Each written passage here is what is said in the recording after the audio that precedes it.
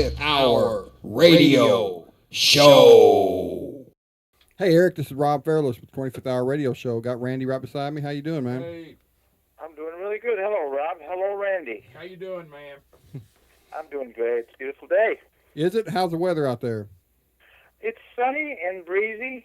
It's the San Francisco area, and the wind comes whistling over 12,000 miles of Pacific Ocean from Tokyo, and it's very Pleasant, I bet. It doesn't require the same commitment as living in Chicago does, for example, in the winter. Yeah, we live in the in the heartland, so we get a lot of that humidity. It's real muggy through the summer. We've been lucky though. Yeah, we've You're been in the Nashville area, right? Yeah. Well, Southern Illinois, St. Louis area, give or take. That's a great area, except for you're right. The humidity gets a little bit serious. Yeah, and you never know what to expect as far as the weather, especially during the spring and fall. I mean, it could be 70, 80 degrees one day and 30 degrees the next. When I moved back, I lived in L.A. for 25 years when I went out into the recording business, and I'm from that area, the Heartland, and I just remember going back in January for some reason on tour the first 3 or 4 years, and every time I went, I said, geez, I don't recall it being this cold, and I grew up around here. It was never this cold, and every year it was the same thing. It was never this cold. Yeah, it gets pretty cold, that's for sure. You don't get used to it. I'm just the opposite. Growing up, I try to think back to summers past, and you're like, man, I don't remember it ever being as hot. It's the truth. I mean, the humidity can sap your will to live. You believe in all that global warming stuff and all that scientific stuff? It seems that there's got to be something to. I'm kind of torn. I think there's no question that the pollution has got to be causing damage, probably to the air, certainly to the water. And, I mean, the climate as far as globally, there's a cyclical thing to it. I mean, we have had ice ages before, but it'd be nice to think that we won't have another one in, the immediate future. Yeah, I'm looking to steer clear of that. Well, Eric, if you don't mind, I'd like to dig into your past a little bit. Not too deep, though. Okay. Well, maybe. At what point in your life? Did music really take a hold of you? And when did you decide that bass was going to be your thing? Well, I used to listen to music wherever it came across, around the house, in the car. I can remember. I think I was 8 or 9 years old, too young to shop by myself, and I had an older friend buy Jailhouse Rock by Elvis Presley, and that was probably my first record. And then Flo Eddie, 40 miles of bad road or something like that. Mm-hmm. But this was early, so that maybe 8 or 9 years old. And as far as bass, I kind of fell into that. I was playing guitar and goofing around with it. I played trombone. I went to in fourth grade to get an instrument. Drums or trumpet sprung to mind back then, but for some reason the teacher gave me, a trombone, which is, you've heard the old joke about if there's a trombone player and a frog, who gets more? I think I've made this. I think I've goofed this joke up. Anyway, it's all right. Go ahead. I can't remember it because it's so long ago. I played trombone, and what's the difference between a trombone player and a frog? The frog gets more gigs. That's it. Well, yeah. Anyway, so I was just playing guitar, and I think a friend had a band. I think I was a senior in high school, and he says, "You can be in the band next week. We're playing a gig, but we need somebody to play bass." And I said, "Okay." So I said, "I'm in," and I grabbed the bass. And I think I played the same bass line all night long. Now, you say you play the trombone, you play the bass. You say you're a guitar player. Are you proficient at the guitar or any other instruments? Not at all. I mean, I've learned when I'm writing and arranging, I've learned to play enough keyboards and program enough drums while I'm writing, and the guitar's a noodle. But if I'm going to stand up in public, no, if it's 4 strings, I'm comfortable. If there's more than that, I get a little, I'm not your man. Now, as far as your bass, were you self-taught? Yep. Just listening to records, and over the years, started back in the 60s, and then watched some guys play live, and that's pretty much it. Used to play with the best guys I thought were the best guys on record, and try to figure out what they were doing. All the best musicians are self-taught. Randy, have we talked to anybody that has took lessons? No, I can't think of anybody. They've all just kind of been divinely touched to do the art. I don't know how divinely touched I am, but there's something about, as a player too, there's something about the creative process that I enjoy. If like somebody will come into a studio with a guitar and they'll just play they'll noodle with a chord and sing a melody, and being a part of that creative process from the beginning, figuring out the song, the arrangement, and the record, I'd much rather do that, and I've done that a lot, than make the record and then maybe go out and tour behind it. Than say, for example, be a musician who reads. And I don't say that just because I don't read very well, but that's just that's a non-creative form of, it's like being a typewriter. You're just copying what somebody else has created. And I mean, there's some great players, and I don't mean to sound the way it's probably coming out, but that's what's important to me, is the creative process, and maybe that's got something to do with basically more mechanical, I guess. You mean going to school for it? Yeah, well, learning. I don't know how. I know what you're saying. I know what you're saying. I play I keyboards. know, I play you're keyboards right. as a hobby, and if I'm ever jamming with somebody, and it's hard to jam with somebody or put out a really good sound if you're going off a piece of paper. Yeah. Because Exactly. you can't feel the music, and you can't improvise on what they're playing, because you might want to take the song in a completely different direction. Yeah, you're hearing with your eyes. Right. It That's well doesn't put. work. Hearing with your eyes and your ears. And there's something else about, I think if you're taught, you lose to a certain degree your individualism. I mean, there's guitarists who play, or Jimi Hendrix, who picked up the guitar. He was left-handed and he played it on the right-handed guitar, or something like that. But I think our favorite musicians that we like to listen to have their own style, and have a unique personality that comes through in that style. And if you're, to a degree, I think if you're taught where to put your hands and how to put your hands, it's just one small step to conformity that, may not be such a good thing. I don't know. What do you consider to be your big break into the music business? Well, I think I've had a lot over the years. I mean, when I was a young kid, I just came back from my first. For the summer, I went to play in a club in Jacksonville, Florida, in the summer of 1968. And I came back, and I got a call from Barry Moraz, who later would engineer Ohio Players and such, and asked me if I wanted to make a record, because he had a group with Capitol Records. And I don't know where that came from, but that was kind of a break. And when I first moved to L.A., I hooked up with Flo Eddie pretty rapidly, and that was kind of I don't know how it happens. Well, how did you handle this newfound success? Well, in 1968, my first record, well, I figured I was going to be the Beatles, or, we were pretty close. I didn't handle it well at all. It took me years before I realized that there was more to being a musician professionally or adequately, striving to some creative excellence, than living the lifestyle, if you know what I mean. Mm-hmm. Did you live that lifestyle? Oh, sure, you betcha. Sex, drugs, and rock and roll. I was a child of the 60s and the 70s, and I don't know when it stopped, but sure, I'm sure you did too. Oh, we all did. We all did. And if someone says they didn't, I think they're lying. Or they're no longer with us. Yeah, I hear you. When you were playing with Alice Cooper, what was it like being a part of the stage show that Alice is known for having? Oh, that was just really fun. I can remember when I was touring, I think it was the summer of 76, I was with Flo Eddie, and we had just opened up all summer for, or maybe it was 75. We did Jefferson Starship with the Doobie Brothers. It was a big tour, a lot of fun. But then I went to see Alice do a Welcome to My Nightmare tour in Los Angeles, and this was something I'd never seen. I think he was the first guy that brought that level of cedar to rock. It was it was amazing. So when 5 years later I found myself in his band, it's just a lot of fun. Not only is it the big rock show, but to a degree, that type of theater, I mean, let's face it, with Alice, you dress up, there's a certain Irish, was a special forces type of apocalypse now, into the river scene choreography, so we got to dress up like that. But, I put on the raccoon makeup. It was just, you could hide behind that persona. It was just, it was a lot of fun. Now, Flo and Eddie, they were in the Turtles first, wasn't they? Oh, yeah, they were. That was their first break. When they were 16, I think they had the #1 hit. Can you imagine? It'd be hard to imagine having that kind of fame that early.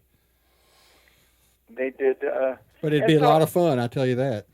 Well, by the time I joined them, they had this great perspective on show business, having started at 16 and then going through the Turtles and later on through Zappa. And they just had this great love-hate understanding of the music business and loved the artists and the music, but, you know, a certain cynical realization of the circus that can surround the whole rock and roll thing. Now, were you with Sonia Dada from the beginning? Yeah, I was. Okay, so you was a part of You Don't Treat Me No Good, right?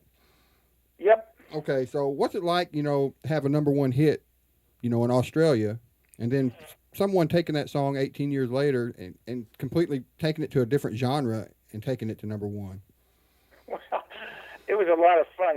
There's a couple of questions there. What was it like? Well, first, having a #1 hit was great. Going to Australia, I mean, it started out, it's a little bit of a Spinal Tap thing, because when you come back, we just released a record, and the only place in the world it's not on Electro Asylum, no slam against that label at the time, but it was in Australia. So you go down there, and eventually you go to #1. We had singles that were #1 and #3, almost 1 and 2 at the same time, which hadn't been done since the Beatles with their Paperback Writer and Rain. Mm-hmm. So it was a big deal for us and for the thing. But when we came back to the States, of course, the album just having been released, nobody really having heard of us. And, you know, we felt that, you know, we were coming off a certain high, a certain buzz, being #1 in Australia, and you come back here and you try to tell people, you realize it's coming across like Spinal Tap, you know, like we're huge in Kuala Lumpur. Come on. They didn't care much. And I didn't write the song, but it was a great song. And I'm surprised, like Dan Prisker wrote that song. He was the main songwriter in Sonia Dada, and he's got a couple other ones that I'm surprised haven't been covered yet, especially in the country arena. He's a great songwriter. Yeah, so I was not surprised. Yeah, but you know, you also had a lot of success with songwriting. You know, where do you find a lot of your inspiration when writing songs? You know, it's a kind of, I just got to sit down and start, and then things come. I don't know if I'm not divinely touched or gifted where somebody thinks of an idea and can just sit down and write it down. For me, it's just more work involved. I just kind of sit down and force myself to start playing. And if I finally end up with some music that I think there's something there, and then I start thinking about the melody and the lyrics, which are the hardest part of the creative process, I think, is coming up with lyrics that don't make you roll your eyes. Mm-hmm. And that's why probably most of the time my songwriting credits are for composing rather than the lyrics. But I've been doing some lyrics, especially lately, and that's just hard work coming up with something, saying it in a way that is, you know, it's you haven't heard before. So you're basically you write the lyrics to the music. The music comes first. No, I'm more the music guy. I'm just I experimented on and off with lyrics, and I'm doing that more now and have. But throughout the career, if you see a songwriting credit, it's more than likely probably composing the music. Mm-hmm. Now, have you collaborated with any other artists in songwriting? Other than who? Well, I used to write with Alice, you know, but that was, again, the music, because he's a lyrical. You wrote with Nugent, though. Didn't you write a song with Nugent? Oh, yeah. Well, not with him. I wrote a song with 2 other fellas. In fact, one of them I know is a mutual friend, Benny Schultz. Oh, yeah. And we wrote this song with a fellow named Randy Cate. And actually, I've never met Ted. I've heard stories. We have mutual friends. But we wrote this song and recorded it, demoed it up, and it got it to him or his people, I guess. And he liked it, and that's how it ended up on his record. I got an audience question right here. They want to know how many bass guitars do you own, and what is your favorite guitar to perform with? Actually, at the moment, I'm looking around, and I've had dozens over the year, but they seem to come and go. I've never been one that kind of collects them. I've got 1, 2, 3, 4, maybe 4 or 5. My favorite is a 1963 Fender. It's been kind of Frankensteined over the years. I think the only original part is the body and the pots. But that's my main axe, is a old Fender and a Padula fretless. Do you name them?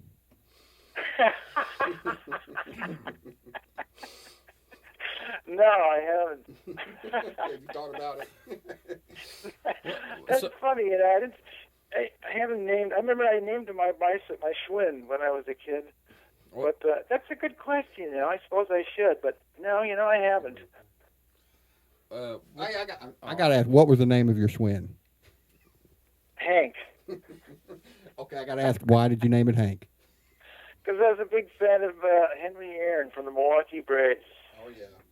You remember that? I mean, Oh yeah. He was the home run king until Bonds took his crown. Yeah, and that's an asterisk, I think. Yeah. There's always going to be an asterisk right beside that. But yeah, Henry was the guy in 19. Was his nickname Hammerin' Hank? Exactly. Yeah. MC Hammer was a big fan of his as well, I think. I'm surprised you remember that, Hammer and Hank. Oh yeah. I'm a baseball fan. I'm a Cardinals fan, but yeah. Yeah, you should. Oh yeah. It's a great year to be a Cardinals fan, by the way. Let me just say this, and I don't mean to be kissing any butt here or schmoozing, but St. Louis is a great town, not only sports-wise, but music-wise. You go through, the fans are great. It's killer humidity-wise, but it's a great town, and I'm glad you remember Henry Aaron. Wait, what made you decide to do your solo album? That was your debut solo album, right? Other Planets?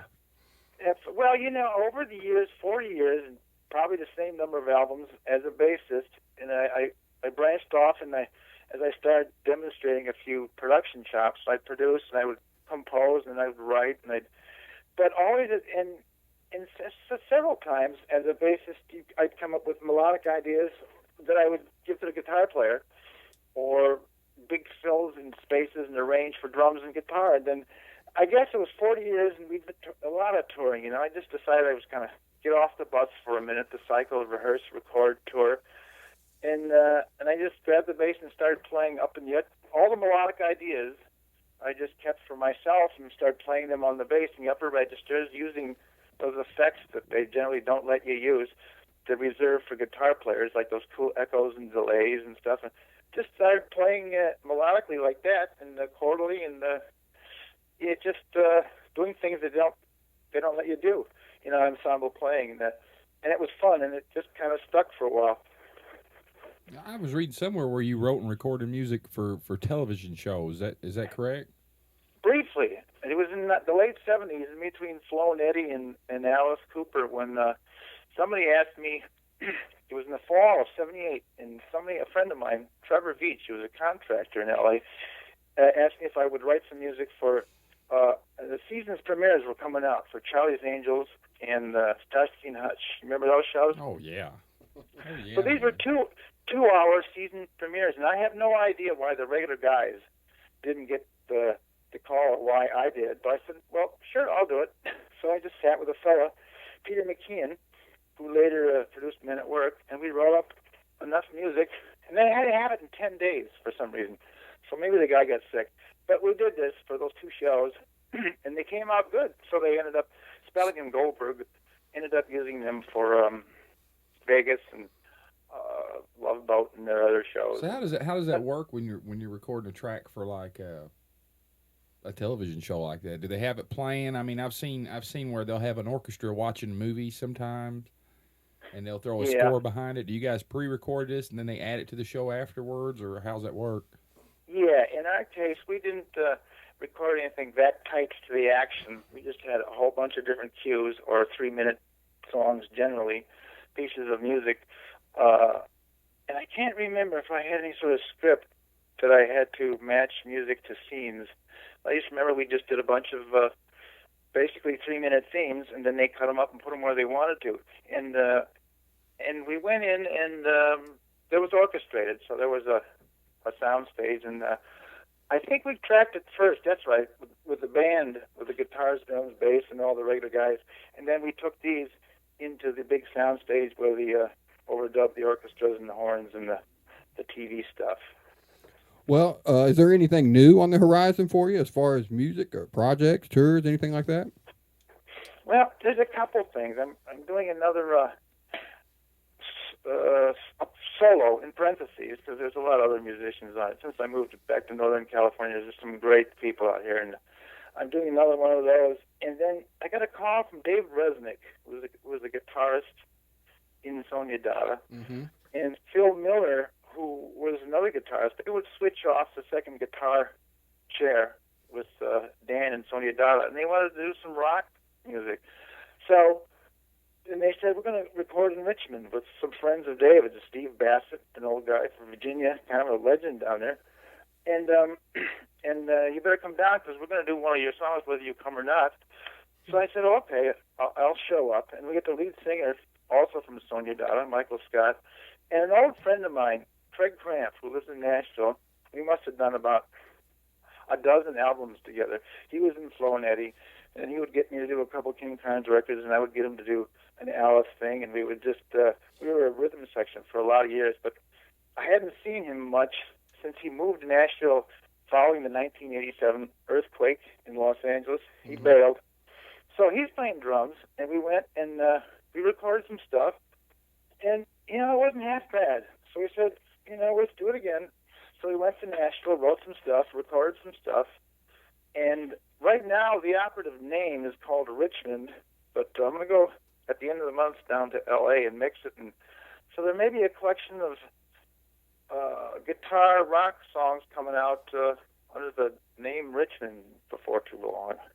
Well, how about social media? We're almost out of time here. You got any places where people can go to learn more about what you got going on as far as your history and future of Erik Scott, website, anything like that? There's my website. Well, there's two ways. If you Google Erik Scott, that's E-S-K-I, nickname I got from Flo and Eddie, Erik Scott, there's all kinds of stuff there. And my website is the same thing, erikscott.com or erikscottbass.com. And that'll have all the information. And there's a Facebook, too, but I'm trying to update, in fact, the web presence because of the new music coming out. And I think your website's really cool, by the way, as far as you got like the map right there and everything, like a little pirate trail or something. I like it, man. I dig it.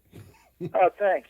Yeah, that's probably it. The website will have most of the stuff as it happens. I'm getting ready to, like I say, a new solo thing and the band Richmond with any luck, and I'm trying to work with Dan and Sonia Dada to see if we can get some music. So it's all gotten real busy, which is good. Yeah, busy is good. Busy, that's job security, right? That's what we call it.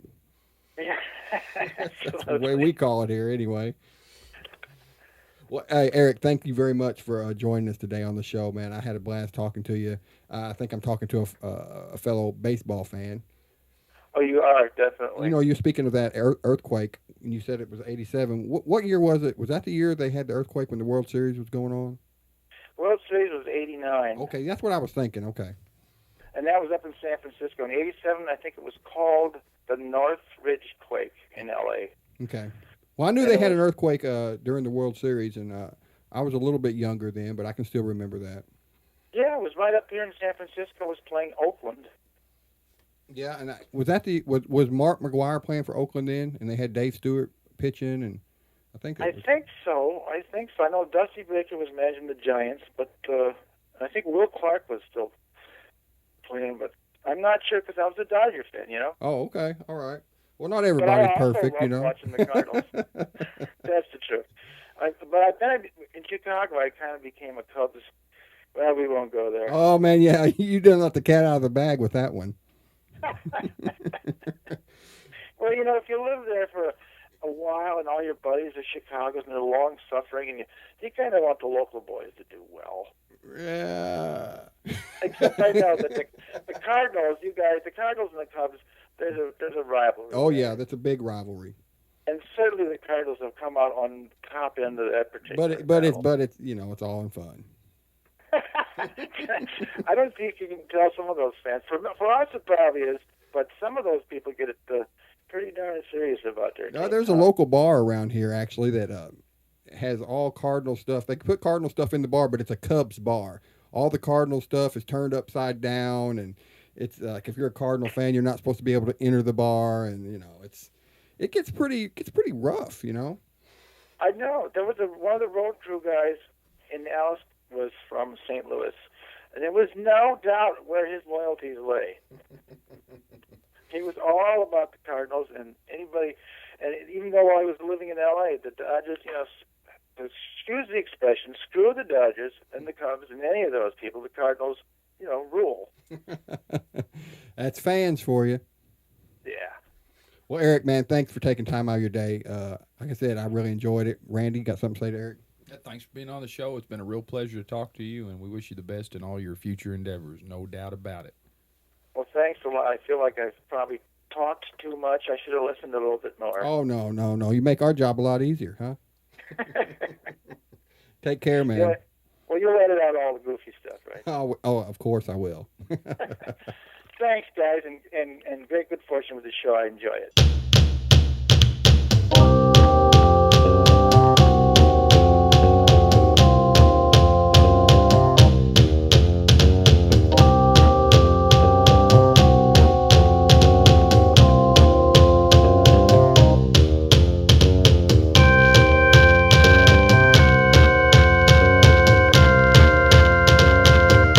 The 25th Hour Radio Show.